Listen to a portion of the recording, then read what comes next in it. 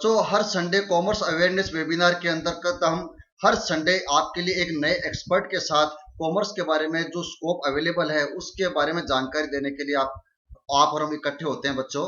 तो बच्चों, आज के इस प्रोग्राम का जो थीम है, आज का जो टॉपिक है, वह है द वर्ल्ड ऑफ कॉमर्स। और बच्चों, इस वर्ल्ड ऑफ कॉमर्स में जो अलग अलग जो कैरियर है कॉमर्स के बारे में, उसके बारे में जानकारी देने के लिए हमारे पास चार्टर्ड अकाउंटेंट श्री अनिल शर्मा जी हमारे बीच मौजूद है।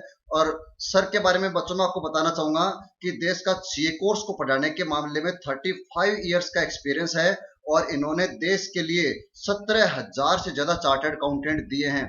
और बच्चों, इनके जो पढ़ाए हुए स्टूडेंट्स हैं देश की लगभग हर बड़ी कंपनी में, हर मल्टीनेशनल कंपनी में लगभग इनके हर जगह बच्चे इनके पढ़ाए हुए स्टूडेंट्स मिलेंगे आपको देखने के लिए।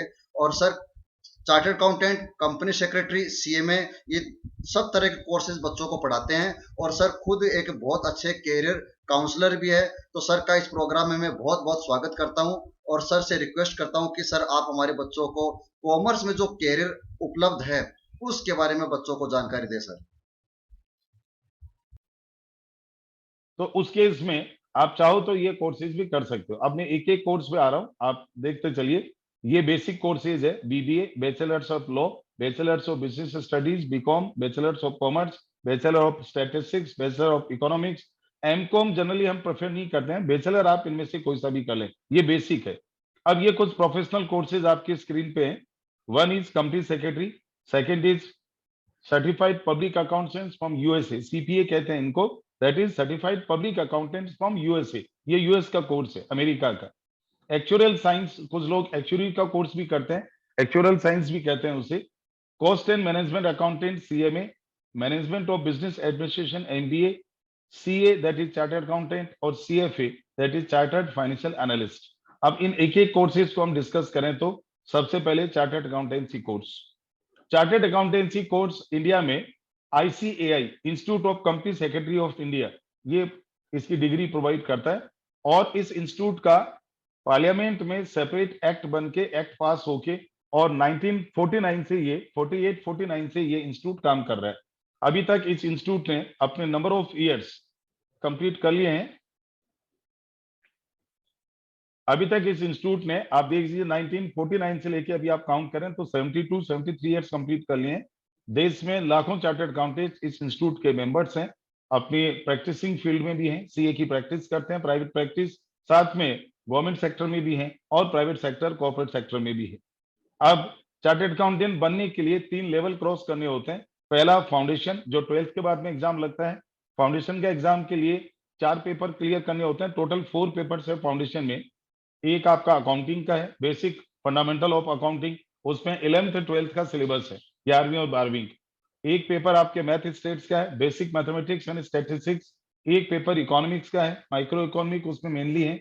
और एक पेपर आपके उसमें लॉ का है, जिसमें sale of goods act, partnership act and कुछ पोर्शन कॉन्ट्रैक्ट एक्ट, ये कुछ करके। और अभी न्यू सिलेबस में तो और उसमें चेंजेस होने वाले हैं। पेपर ये 4 ही है फाउंडेशन की।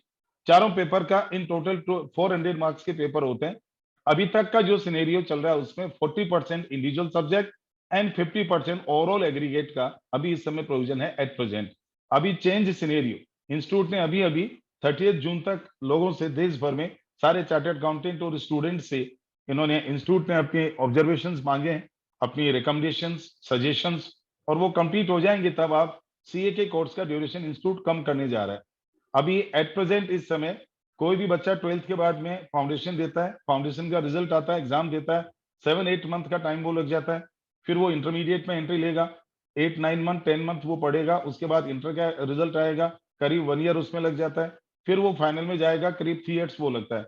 अभी ये कोर्स करीब 48 मंथ्स का, 48 प्लस ही मान के चलिए, उससे ज्यादा टाइम लगता है। इंस्टीट्यूट ने न्यू कोर्स में कुछ 6 मंथ्स रिड्यूस कर दिए, और इसके अलावा जो ट्रेनिंग और आर्टिकलशिप होती है 3 ईयर्स की, उसको 2 ईयर्स पे अभी प्रपोज है। तो अब यदि कोई चार्टर्ड अकाउंटेंट बनना चाहेगा तो 12th के बाद में उसको ज्यादा टाइम नहीं लगना है, इट्स रफली 3.5 ईयर्स मान के चलिए, 3.5 साल। उसमें फाउंडेशन भी आ गया, इंटरमीडिएट भी आ गया, फाइनल भी आ गया।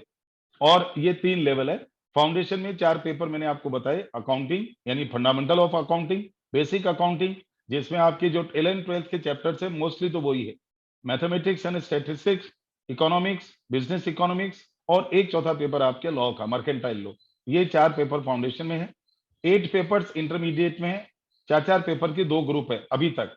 आने वाले प्रपोज सिनेरियो में इसको 3 सब्जेक्ट्स के 2 ग्रुप कर रहे हैं, 6 सब्जेक्ट्स के। अभी 8 सब्जेक्ट है, अब 6 सब्जेक्ट्स प्रपोज्ड है, और फाइनल में अभी 8 सब्जेक्ट है, 6 सब्जेक्ट प्रपोज्ड है। तो इन्होंने कुल मिला के पेपर्स रिड्यूस करने का प्रपोजल दिया है। अभी वो प्रपोजल फाइनली एप्लीकेबल नहीं हुआ है। अभी जो एट प्रेजेंट चल रहा है, मैं उसकी बात करूं, 4 papers in foundation, 8 papers in intermediate, 8 papers in final, total मिला के 20 पेपर्स होते हैं। और अभी तक तीनों ही लेवल पे, फाउंडेशन, इंटर, फाइनल, तीनों ही लेवल पे 40% marks in individual subject and 50% in aggregate, ये अभी कंपलसरी है। प्रपोज्ड में फाउंडेशन में केवल एक चेंज करने जाएंगे ये, बट हाल फिलहाल वो अभी एक्सेप्ट नहीं हुआ है। आई मीन उसको अभी ऑल ओवर इंडिया, अभी जब तक इंस्टीट्यूट अप्लाई नहीं करेगा तब तक हम उस पर कमेंट नहीं कर सकते। ये तो हुआ CA foundation, CA inter, CA final. अभी तक 3 साल की ट्रेनिंग होती है, अब आगे इसको रिड्यूस करके 2 इयर्स पे प्रपोज्ड है। सीए बनने के बाद में डिफरेंट ऑप्शंस अवेलेबल है। कुछ लोग गवर्नमेंट सेक्टर में भी जाते हैं, क्योंकि गवर्नमेंट, स्टेट गवर्नमेंट और सेंट्रल गवर्नमेंट भी चार्टर्ड अकाउंटेंट अपॉइंट करती है अपने डिपार्टमेंट्स में, उसकी डायरेक्ट वैकेंसीज भी निकलती है। मैंने अपने टाइम पे 1994 में सीए कंप्लीट किया था, 96 में गवर्नमेंट ऑफ राजस्थान की, 95 में गवर्नमेंट ऑफ राजस्थान की वैकेंसी निकली थी, मैंने फिल करी थी। हम कुछ 10-12 कैंडिडेट उसमें शॉर्टलिस्ट हुए थे, और मेरा उसमें सिलेक्शन हुआ था। 96 में मैंने ज्वाइन किया as a chartered accountant. I was the finance manager in one of the agency of autonomous body of government of Rajasthan, और मैं फाइनेंस हेड था वहां पे। इसी तरह से गवर्नमेंट के सारे डिपार्टमेंट चार्टर्ड अकाउंटेंट्स को लेते हैं। पीएसयू, पब्लिक सेक्टर अंडरटेकिंग में भी चार्टर्ड अकाउंटेंट्स की डिमांड है। इसके अलावा बैंक्स और फाइनेंस कंपनीज में भी सीएस की अच्छी खासी डिमांड है। जॉब सेक्टर में आप कॉर्पोरेट्स में जाते हैं तो सारी कंपनियां चार्टर्ड अकाउंटेंट्स को लेती है। बिग 4 जो बड़ी कंपनियां ऑडिट की देश और दुनिया में है, डेलॉइट है, अर्नेस्ट एंड यंग है, ईवाई जिसको वो लोग बोलते हैं, प्राइस वाटर हाउस कूपर्स है, पीडब्ल्यूसी जिसको लोग बोलते हैं, या आपके ये एक एक कंपनी और है चौथी, 4 कंपनियां हैं, पीडब्ल्यूसी है, डेलोइट है, ईएनवाई है, और एक कंपनी और है। 4 कंपनीज टोटल इसमें बिग 4 कहलाती है, और ये भी वर्ल्ड वाइड चार्टर्ड अकाउंटेंट्स को अपॉइंट करती है और अपने ऑफिस में रखती है। इसके अलावा कोई प्रैक्टिस करना चाहे तो प्रैक्टिस का भी ऑप्शन अवेलेबल है। आज इंडिया में more than 2 lakh chartered accountant practice में है, और वो जैसे जयपुर इटसेल्फ में करीब 4 से 5,000 सीए प्रैक्टिस में है। पूरे राजस्थान में देखें तो करीब 15 से 20,000 चार्टर्ड अकाउंटेंट प्रैक्टिस में है। तो प्रैक्टिसिंग सीए इनिशियली टाइम लेता है प्रैक्टिस सेट होने में। एक बार उसका जो period break even point cover हो जाता है, मतलब वो 3-4 साल की प्रैक्टिस कर लेता है, तो आसानी से आगे अच्छी खासी इनकम अर्न होती है। तो दोनों ऑप्शन खुले हैं, आप चाहे जॉब सेक्टर में जाएं, सर्विस सेक्टर में जाएं, आप चाहें तो प्रैक्टिस करें।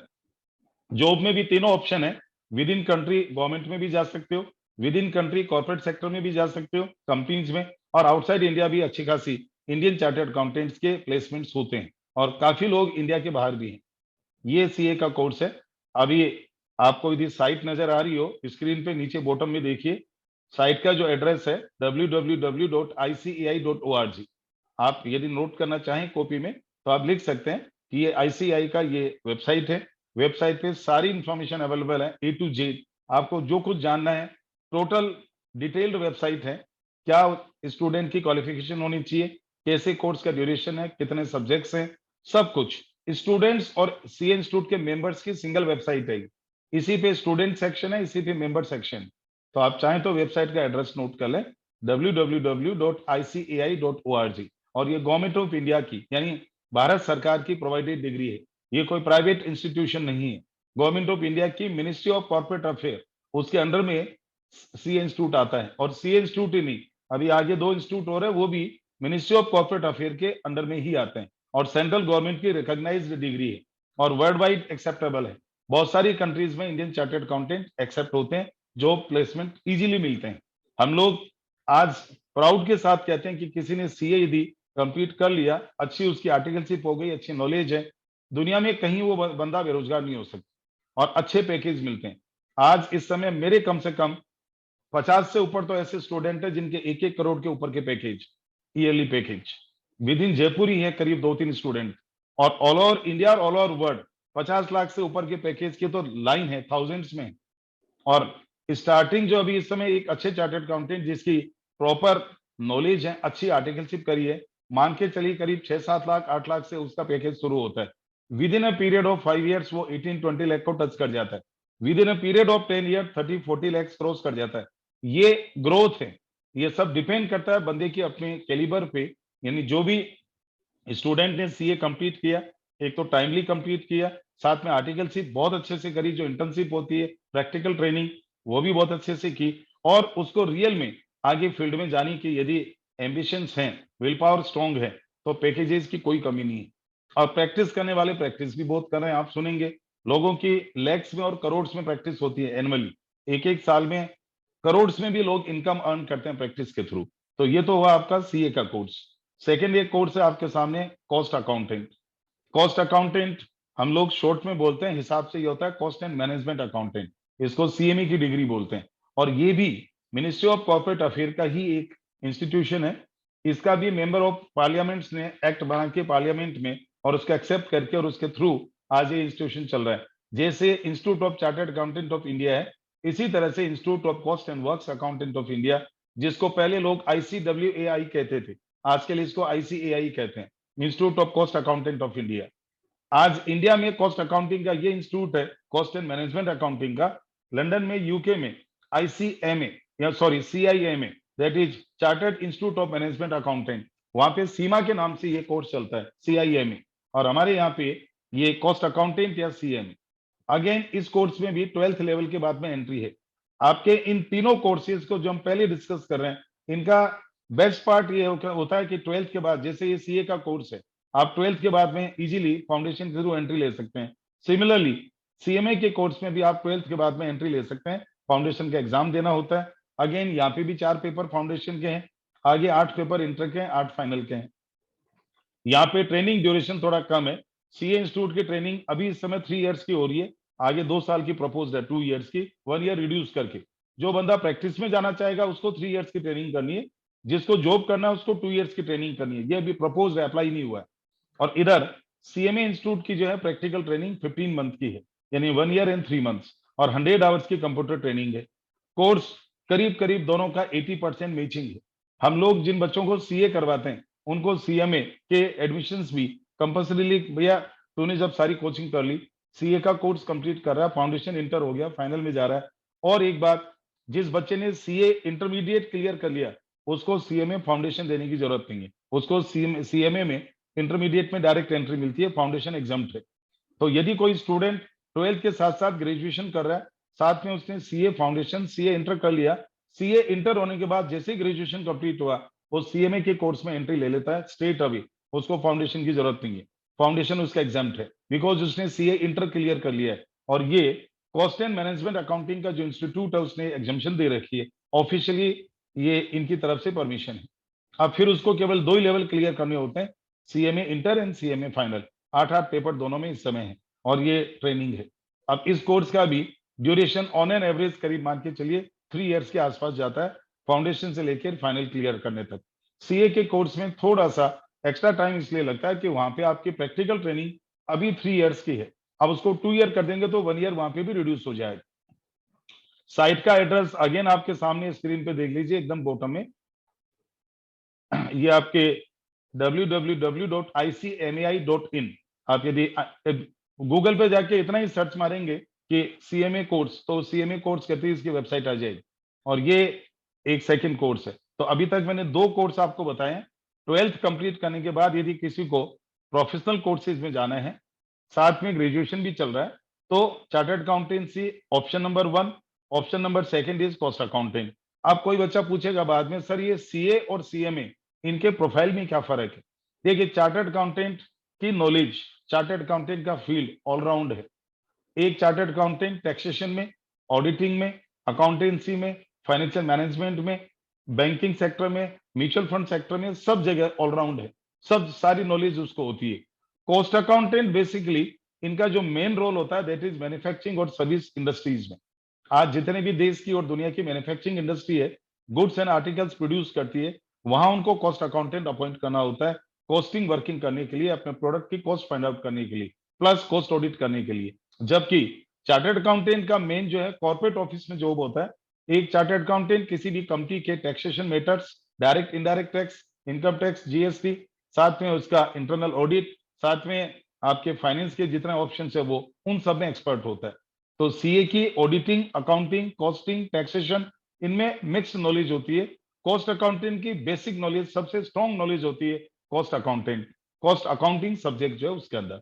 और वो इंडस्ट्रीज में, मैन्युफैक्चरिंग इंडस्ट्री या सर्विस इंडस्ट्री में इनका मेन रोल होता है। कॉस्ट अकाउंटेंट को नो डाउट बाकी कुछ सेक्टर भी एक्सेप्ट करते हैं, जैसे कुछ कॉस्ट अकाउंटेंट की बैंकों में भी जॉब लग जाती है, क्योंकि उसको सीए और सीएमए को लोग कई बार इक्विवेलेंट मान लेते हैं। गवर्नमेंट में भी कॉस्ट अकाउंटेंट की पोस्टिंग्स होती है, जॉब लगते हैं, और आउटसाइड इंडिया भी है।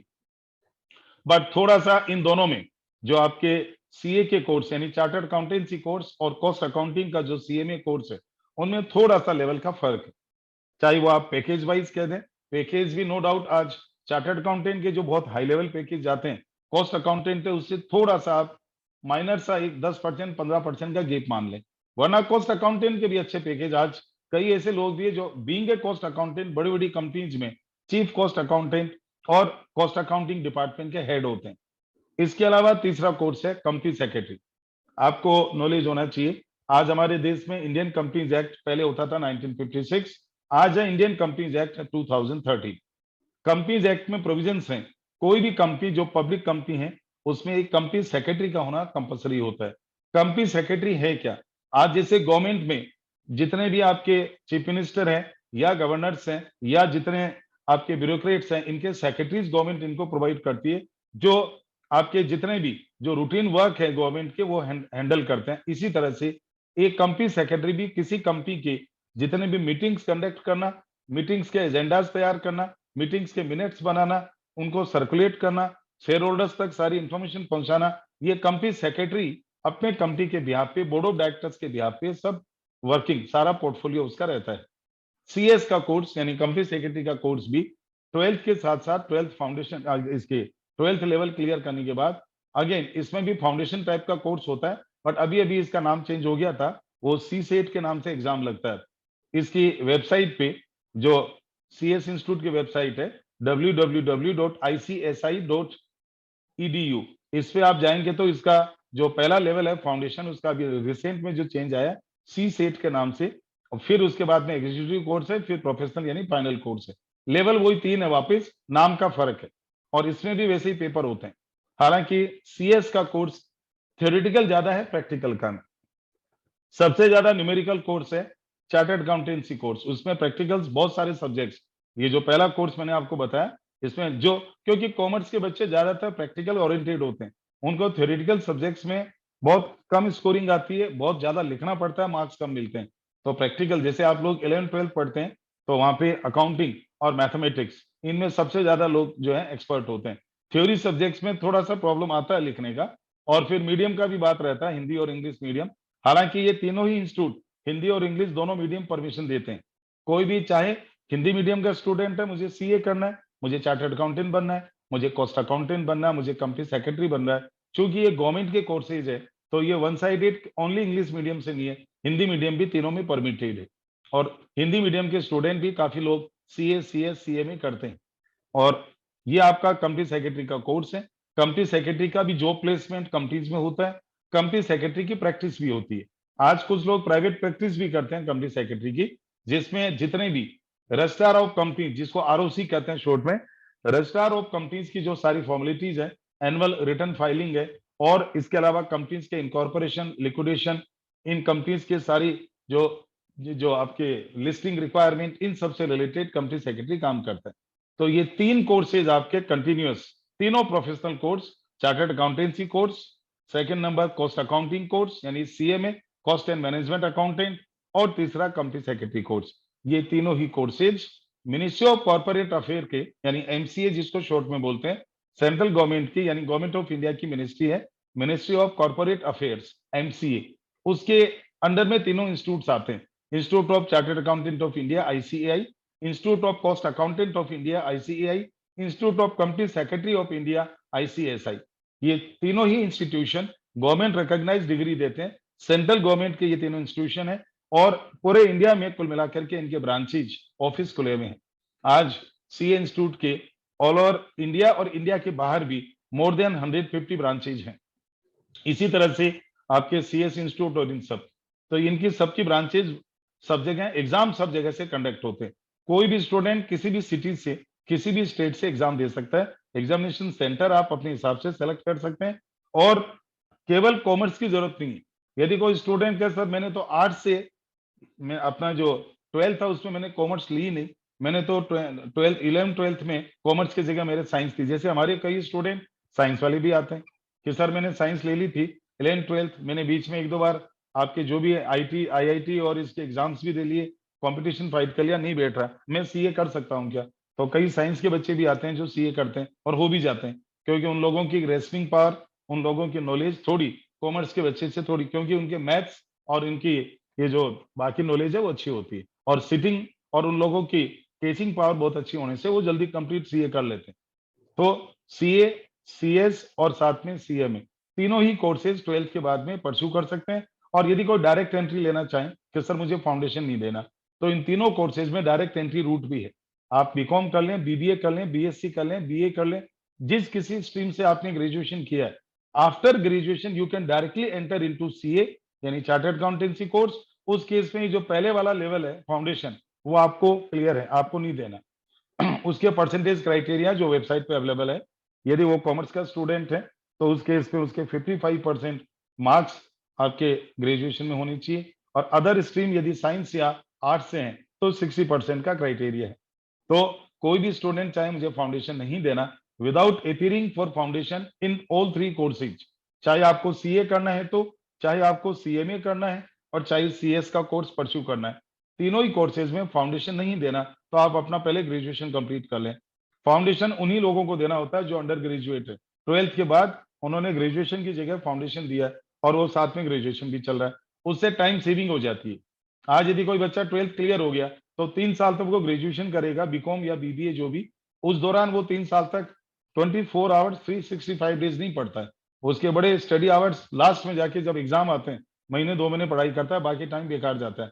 तो इसकी बजाय यदि वो फाउंडेशन से एंट्री ले लें तो उसका आगे अच्छा खासा टाइम बचता है, क्योंकि जब वो बीकॉम क्लियर कर रहा होगा तब तक इंटरमीडिएट लेवल सीए का, सीएस का या सीएमए का इंटरमीडिएट क्लियर हो जाता है बीकॉम के साथ साथ, खाली एक फाइनल देना होता है। और इधर आपकी बीकॉम की डिग्री मिली, बीबीए की डिग्री मिली, उधर आपको इन तीनों में से जो भी कोर्स कर रहे हो उसकी डिग्री मिली, फिर आपको मास्टर्स करने का टाइम मिल जाता है। तो करीब करीब जो बच्चा अभी 17-18 की एज में है, 24-25 तक आते आते वो ग्रेजुएट भी हो गया।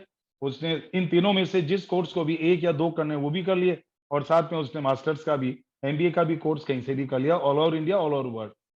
अब इसके बाद में ये एमबीए कोर्स है। एमबीए का course only and only through, मतलब बैचलर्स के बाद नहीं होता है, ग्रेजुएशन के बाद होता है। जैसे ही लोग फाइनल ग्रेजुएशन एपीयर होते हैं, वहां एमबीए की एंट्रेंस की प्रिपरेशन स्टार्ट कर देते हैं।